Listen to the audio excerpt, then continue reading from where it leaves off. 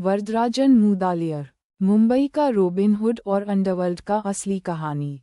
वरदराजन मुदालियर की कहानी में एक अलग पहलू उनकी सामाजिक पहचान और एक रॉबिनहुड जैसे इमेज का था, जो उन्हें मुंबई के आम लोगों में एक अलग जगह देता था। जहां एक तरफ उनका नाम स्मगलिंग, पावर और धूमधाम के लिए जाना जाता था, वहीं दूसरी तरफ उनकी छवि एक ऐसे इंसान की थी जो गरीबों की मदद करता, उनके मसले सुलझाता और उन्हें उनका हक दिलवाता। एक समय था जब मुंबई में कानून व्यवस्था इतनी मजबूत नहीं थी और पुलिस की पकड़ में भी कई गलतियां होती थी। इस माहौल में लोग अक्सर ऐसे इंसान की तलाश करते थे जो उनका रखवाला बन सके।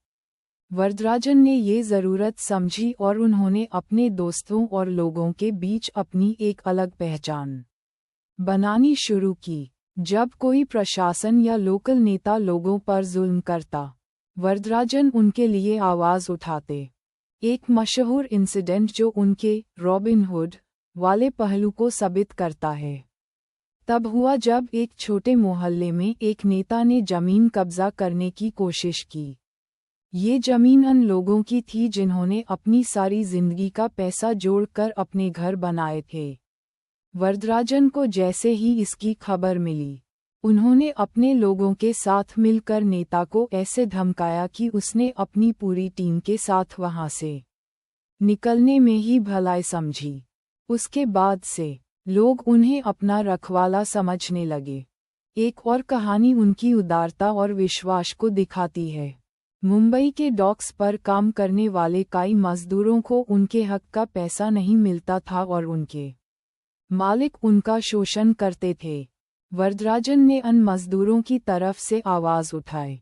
उन्होंने अपने दबदबे का इस्तेमाल करते हुए उन मलिकान को मजबूर किया कि वो मजदूरों को उनका पूरा हक दें।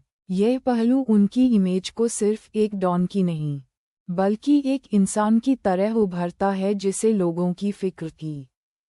उनका रिश्ता बॉलीवुड से भी काफ़ी गहरा था।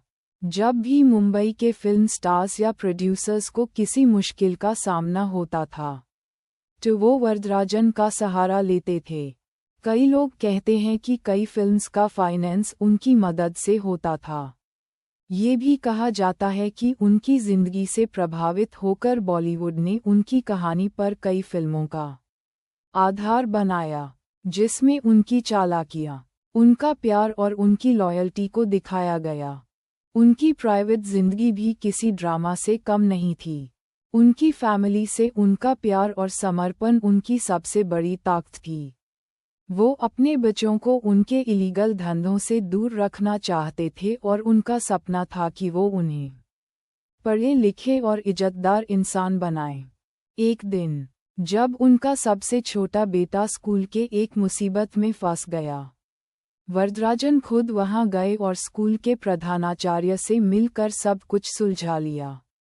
ये दिखाता है कि वो अपने परिवार के लिए किसी भी हद तक जा सकते थे। लेकिन जहां उनकी इमेज एक पॉजिटिव रूप में सामने आती थी, वहीं उनका साया हमेशा उनकी इल्लीगल एक्टिविटीज से जुड़ा रहता था। स्मगलिंग का काम जिसे उन्होंने शुरू किया था, वो धीरे धीरे उनकी पहचान बन गया।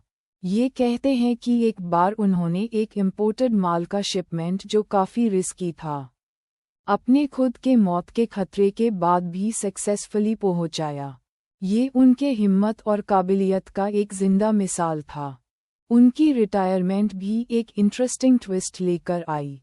जब उन्होंने देखा कि दाऊद इब्राहिम और नए डॉन्स मुंबई के अंडरवर्ल्ड का लैंडस्केप बदल रहे हैं, तो उन्होंने अपने आत्मकल्याण के लिए मुंबई छोड़ने का फैसला किया। तमिलनाडु वापस जाके उन्होंने अपनी जिंदगी काफ़ी शांति से बिताई, लेकिन उनका नाम कभी भूला नहीं जा सकता। 1988 में जब उनकी मौत हुई, तो पूरे मुंबई ने एक ऐसे इंसान को अलविदा कहा जो एक साथ शातिर दिमाग वाला डॉन और लोगों का सेवियर था।